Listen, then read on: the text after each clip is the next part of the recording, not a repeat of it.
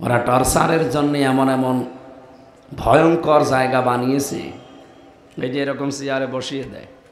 এখন যে চেয়ার দেখতে পাচ্ছেন এটা ইলেকট্রিক শর্ট দেয় কারেন্টের। আর আমি যে চেয়ারে দেখেছিলাম ওই চেয়ারে এভাবে বসিয়ে ক্লিপ দিয়ে এইটি দেয়, হাত আর পা আর মাথাটা। একটা সুইচে টিপ দেয়, 1 মিনিটে আপনি 120 বার ঘুরবেন। চোরকি যেভাবে ঘরে না, 1 মিনিট পরে মনে হবে 2-3টা দুনিয়া দেখতে পাচ্ছি। আপনার এই মাথার ভেতরে তো আল্লাহ কিছু জিনিস দিয়েছেন যেগুলো বেশি নড়াচড়া করলে এগুলো আউলিয়ে যায়। তার ভেতরে ফ্রন্টাল লব, অক্সিপিটাল লব, প্যারাইটাল লব, মোটর কর্টেক্স, সেন্সরি কর্টেক্স, এরকম প্রায় 70টা উপরে জিনিস দেওয়া আছে এখানে। এটা যত ঝাঁকি হবে তত ওই বিষয়গুলো। মগজ দেখেননি আপনি, মাথা এখন এই খাপড়ি খোলেন দেখেন মগজ বের হবে। এর ভেতরে সূক্ষ্ম সূক্ষ্ম তার দেওয়া আছে।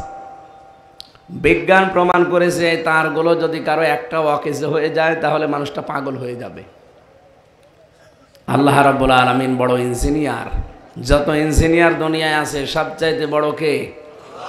আল্লাহ। ইঞ্জিনিয়ারদের মাথায় এই ইঞ্জিনিয়ারিং বুদ্ধি দিয়েছেন, আর তিনি নিজে আমাদেরকে হাতে করে বানিয়েছেন। তো সেই হিসাবে একবার যদি 1 মিনিটে 120 বার ঘোরে তাহলে সেকেন্ডে কয়বার? সেকেন্ডে 2 বার ঘোরে। আপনি চিন্তা করতে পারবেন? এরপরে এমন মেশিন নিয়ে আসে এই হাতের সাথে আর পায়ের সাথে মিল করা আছে। ওই মেশিন আমার কাছেও নিয়ে এসেছিল। এভাবে একটা টিপ দেবে আস্তে করে, এই আঙ্গুলগুলো সব খুলে চলে যাবে, নখগুলো। একবারে যদি 10-20টা নখ খুলে চলে যায় কি যন্ত্রণা হতে পারে আপনি টের পাচ্ছেন? কষ্ট মাপার একটা যন্ত্র আছে, নাম জানেন? এই যে কষ্ট হয় মানুষের, কষ্ট পরিমাপ করার জন্য একটা যন্ত্র আছে। পৃথিবীতে মানুষের শরীরের সর্বোচ্চ 45 ইউনিট কষ্ট দিলে সে মারা যাবে। কত? আপনি কি হাঁ করে আছেন না শুনতেছেন? মানে পাগল হয়ে গেছে। আমার বর্ণনা শুনে যদি এরকম হয়, আপনারা ওই জায়গায় নিয়ে গেলে আপনি তো আতঙ্কে মরে যেতেন। আমি যা বলছি 100 ভাগের 1 ভাগ, এর চাইতে 99 ভাগ কষ্ট ওখানে মানুষকে দেওয়া হয়। তাও তো আমি মিনিটায় ছিলাম। বিগটায় যে কি কষ্ট, ব্যারিস্টার আরমান ছিল বিগটায়। পেছনে হাত বেঁধে একটা মানুষকে 8 বছর ফেলে রাখে, 1.5-2 মিনিট সময় দিত টয়লেট করার জন্য। 24 ঘন্টার ভেতরে একবার। সকালবেলা কয়টা পচা ছোলা দিয়ে যেত। সকাল না বিকাল তাও তো জানি না, কারণ 24 ঘন্টায় একই মনে হয়। সব সময় তো আলো জ্বালানো, রাত দিন বোঝা যায় না, কোনো আওয়াজ নেই, মাটির নিচে। 2 নম্বরে দুপুরবেলা 1 মুঠ খাবার দিয়ে যেত, মনে আছে কেউ মাখিয়ে দিয়েছে। পারলে খান, না পারলে রোজা রাখেন।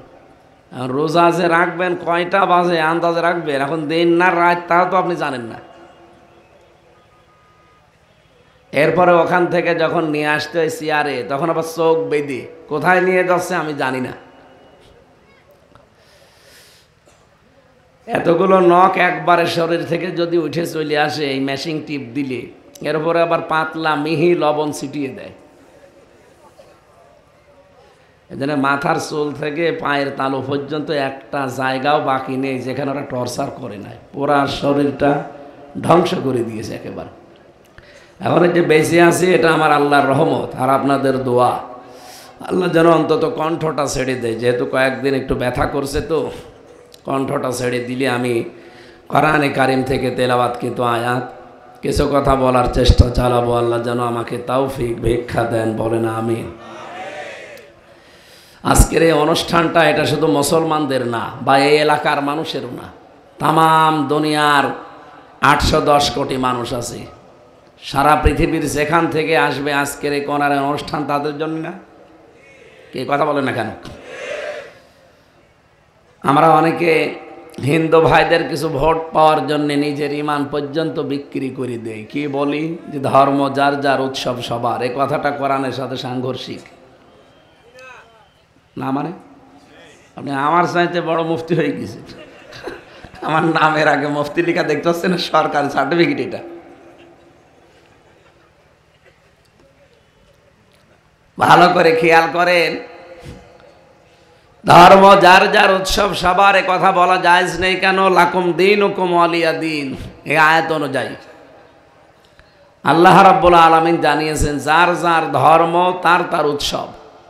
কিন্তু আজকের এইটা কিন্তু শুধু মুসলমানদের না, এই কোরআন শরীফ যেমন তামাম দুনিয়ার সবার জন্যে, এই অনুষ্ঠানও সবার। কথা বুঝতেছেন? আল্লাহ রাব্বুল আলামিন জানিয়েছেন হাযা বায়ানুল লিন্নাস, এ কোরআন মানুষের জন্যে। বর্ণনা দিয়েছি আমি এর ভেতরে। লাম শব্দটা আরবি গ্রামার অনুযায়ী 19টা অর্থে আসে।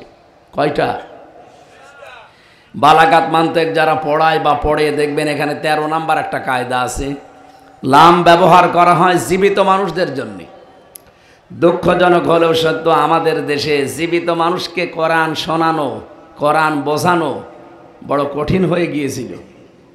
14 জায়গায় পারমিশনের ব্যবস্থা করতো জালেমরা, অত জায়গায় কেউ যেন না যায় আর কোরআনের অনুষ্ঠানও যেন না দেয়, উদ্দেশ্য ছিল তাদের এইটা। এক লোক বউকে নাকি খুব পিটাইতো, ওর বউ একদিন বলছে তুমি যেভাবে পিটাও আমাকে রাখবা না, যে কিলের ওজন দেখে টের পাও না। সরাসরি বলে নাই যে কোরআনের অনুষ্ঠান চলবে না এ দেশে, কিন্তু কোরআন যেন বন্ধ হয় এরকম বহু পায় তারা করেছিল। আর এগুলো করেছিল সব দাদাদের হুকুম মতো।